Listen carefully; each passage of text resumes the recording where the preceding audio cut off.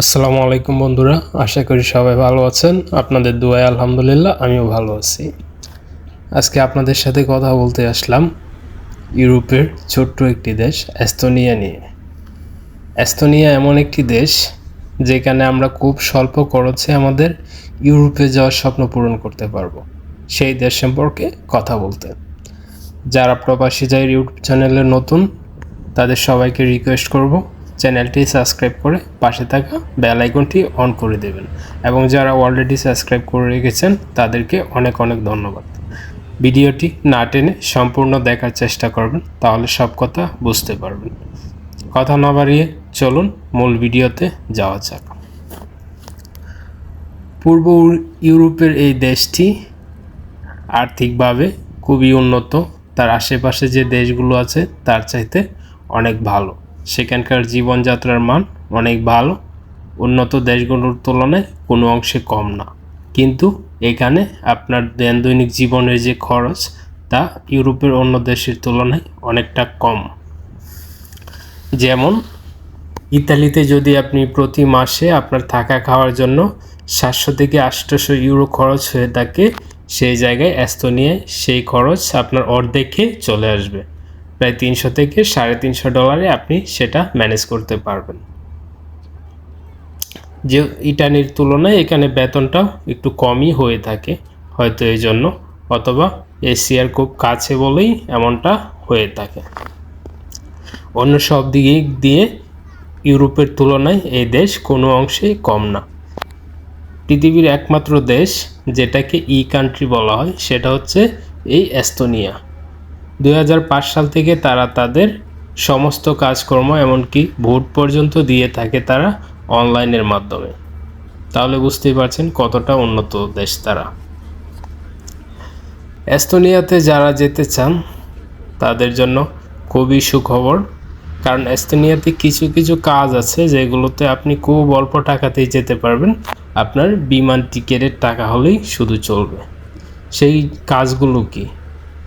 সেই কাজগুলো প্রথমত রয়েছে সিজনাল ওয়ার্কার ভিসা, কৃষি ভিসা যেটা বলা হয়, এবং কিছু কানেকশন কোম্পানি আছে যারা সম্পূর্ণ ফ্রিভাবে আপনাকে নিয়ে যাবে। আপনার শুধু প্লেন ভাড়াটা খরচ লাগবে, এর বাইরে আপনার কোনো খরচ নেই। এখন আপনাকে কি করতে হবে, আপনি এটা কিভাবে জানবেন কোন কোম্পানিতে আপনি এই সম্পূর্ণ ফ্রিতে যেতে পারবেন? প্রথমত কৃষি যে কাজটা, সেই কাজে আপনি যদি ফ্রি যেতে চান তাহলে আপনার প্লেন ভাড়া শুধু লাগবে, আর বাকি যা খরচ আছে সব আপনার ওই কোম্পানি দেখবে। আপনার যত টাকা খরচ হয় সব তারা দেখবে, কিন্তু আপনি যাওয়ার পর আপনার বেতন থেকে তারা সেই টাকাটা কেটে নেবে। এতটা কাটবে না যতটা আমাদের বাংলাদেশ থেকে কোনো এজেন্সি বা দালালের মাধ্যমে গেলে 12 লাখ 13 লাখ টাকা লাগে, ততটা না। সর্বোচ্চ তারা $500 কাটবে আপনার বেতন থেকে, তার বেশি কাটবে না। আশা করি বুঝতে পেরেছেন। তাছাড়া কৃষি ভিসায় যাওয়ার জন্য আপনাকে কোন কাজগুলো ফ্রি আছে, কোন কোম্পানিগুলো ফ্রিভাবে লোক নেয়, সেগুলো আপনাকে খুঁজে খুঁজে বের করতে হবে। অনলাইনে চার্জ দিতে হবে গুগলে গিয়ে, সেখান থেকে বিভিন্ন ওয়েবসাইট ঘাটাঘাটি করলেই আপনি সেটা বের করতে পারবেন। এছাড়াও আরেকটি মাধ্যম আছে, যদি এস্তোনিয়াতে আপনার কোনো প্রিয়জন, আত্মীয় স্বজন, বন্ধুবান্ধব থেকে থাকে, তাদের সাহায্যেও খোঁজখবর নিয়ে দেখতে পারেন। তবে যাদের আত্মীয় স্বজন এস্তোনিয়াতে আছে তাদের মাধ্যমে খোঁজখবর নেওয়াটাই সবচেয়ে উত্তম আমি মনে করি। আশা করি কৃষি ভিসার বিষয়টা বুঝতে পেরেছেন। এবার আসুন কানেকশন লেভেলের যে কাজগুলো, সেগুলো তো ফ্রি ভিসায় কীভাবে যাবেন। কানেকশন অনেক কোম্পানি আছে যারা সৌদি আরব বা আরব আমিরাতের দেশগুলো, যেগুলোকে বলা হয় সাপ্লাই ভিসা যেটাকে বলা হয়, এস্তোনিয়াতেও সেই একই সিস্টেম আছে, সাপ্লাই সিস্টেম আছে। কিন্তু সৌদি আরব আমিরাতের অন্য দেশগুলোতে আপনার সাপ্লাই ভিসায় যেতেও টাকা লাগে, কিন্তু এস্তোনিয়াতে আপনি যদি সাপ্লাই ভিসায় যান তাহলে আপনার কোনো টাকা লাগবে না। আপনার সাথে তারা একটা চুক্তি করবে, 2 বছর, 1 বছর, 5 বছর এরকম একটা চুক্তি করবে। এই চুক্তি অনুযায়ী আপনাকে সেখানে থাকতে হবে। চুক্তি শেষ হওয়ার পর আপনাকে আবার ব্রেক করতে হবে।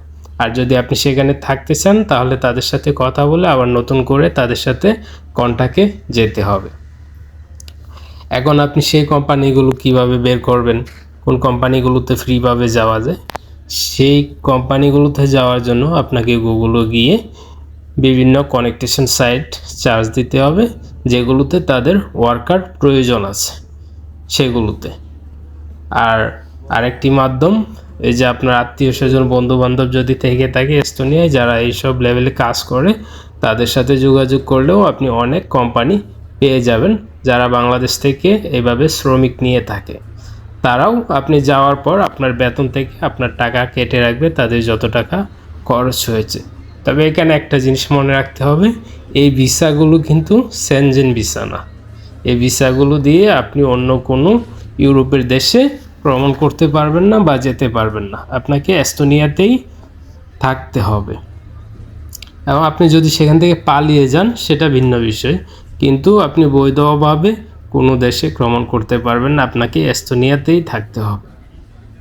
আশা করি বুঝতে পেরেছেন।